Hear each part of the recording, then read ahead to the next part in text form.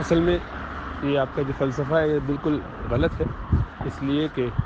ایک گروپ کو جب آپ کرٹیسائز کر کے جنرلائز کر دیتے ہیں تو اس میں تو آپ کے لیے ایک استثناء ہونا بھی وبال بن جائے گا۔ ایک آدمی کو آپ نے مثلا برا کہہ دیا، غلط کہہ دیا، بہتان لگا دیا، غیبت کر دی، تو ایک بندے کا مسئلہ ہے، ایک کا دل دکھا دیا، ایک کا مسئلہ ہے، امید ہے کہ وہ اس کو بعد میں منا سکیں گے، اس کے پاس جا کے بات کر سکیں گے، اس کے لیے دعائے خیر کر سکیں گے، اس کے مرنے کے بعد کچھ صدقہ جاریہ کر کے اس سے امید لگا لیں گے کہ قیامت میں معاف کر دے گا اگر دنیا میں معاف کر کے نہیں گئے۔ مثلا ابا رشتہ دار ہے، کسی کا دل دکھا دیا، بدتمیزی کر دی، بےہود کی قطع تعلق کوئی وجہ ہو گئی، اب اس کو منا لینا، سنبھال لینا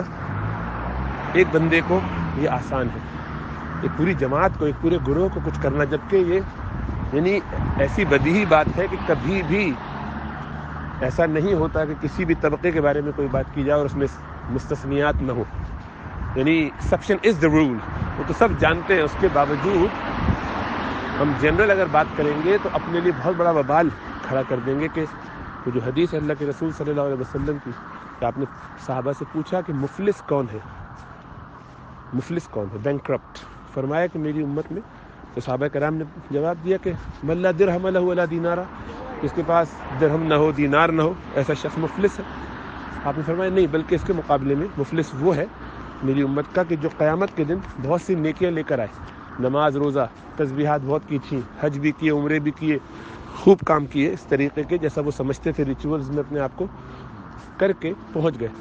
اور بھی جو نیکیاں کر سکے، اور کافی پلڑا بھاری تھا نیکیوں کا کہ لوگوں کی لائن نظر آئی اور انہوں نے سوال کیا کہ یا اللہ اس نے میرے حقوق غصب کیے تھے،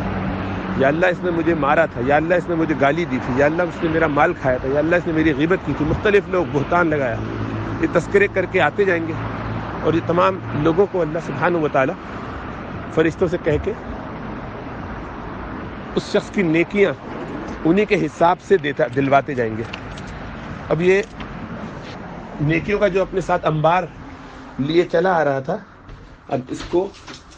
یہ نیکیاں دوسروں کو دینی پڑیں گی، کسی کو 100، کسی کو 1000، کسی کو 50، جو بھی حساب بنتا ہوگا، اور یوں وہ ساری نیکیاں اس کی ختم ہو جائیں گی، لوگ پھر بھی باقی رہ جائیں گے، تو سوال کریں گے یا اللہ ہمارا حق نہیں ملا، ہمارے ساتھ کیا معاملہ ہوگا، یہ انصاف کی بات آپ کے یہاں تو انصاف ہے، اللہ فرمائیں گے بالکل انصاف ہی ہوگا، اب تم اپنی گناہ، اپنی خرابیاں اس کے کھاتے میں ڈال دو اسی پروپورشن سے، تو ان کے گناہ اس کے پلڑے میں ڈال دیے جائیں گے،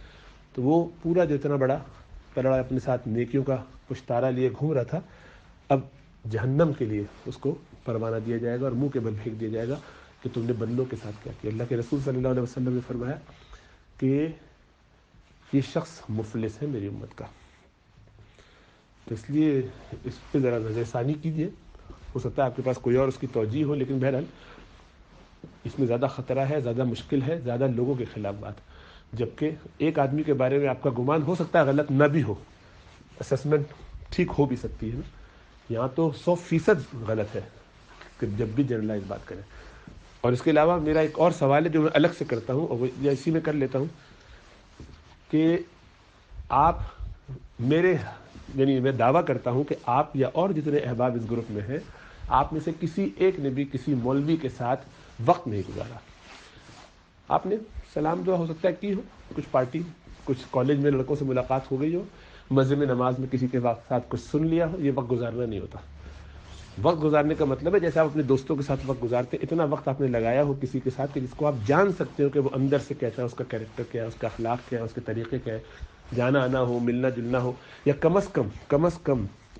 چند سال آپ نے اس کو ریگولر کس کے بیانات میں سنا ہو۔ ابھی کسی صاحب نے کہا کہ وہ اتنے سالوں سے سنتے چلے آ رہے ہیں، 30-40 سال سے تو آپ یہاں بیٹھے ہوئے یہاں کی روٹیاں توڑ رہے ہیں اور پارٹیاں فرما رہے ہیں،